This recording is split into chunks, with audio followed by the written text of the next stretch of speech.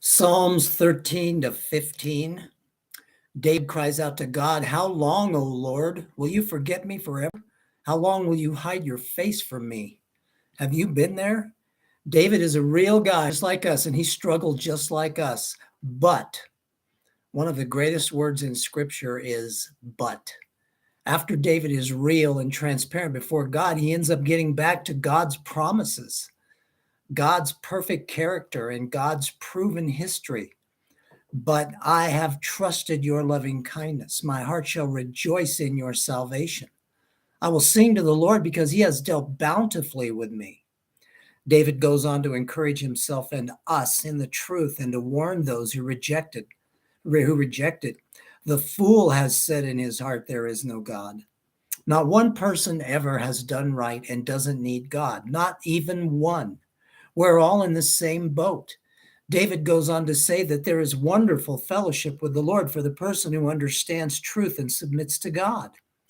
He pinpoints areas that the true believer will deal with in his life as a result of the living Christ dwelling in him. And this will allow the sweet and intimate fellowship. He will walk in integrity and work righteousness. He will speak truth. He will not slander others. He will not do evil to his neighbor. He will honor those who fear the Lord and despise those who don't. He will keep his word. His yes will mean yes, and his no will mean no. He will not try to get rich at others' expense, and he will not take a bribe. No, we are not saved by our good works, but once we are saved through grace by receiving Christ, these good works begin to become more and more prominent in us because it is God who is at work in us now, both to will and to act according to his good purpose. Acts 19:21 through 41, Paul planned to go to Jerusalem and then to Rome, having sent Timothy and Erastus into Macedonia. Now came the next challenge.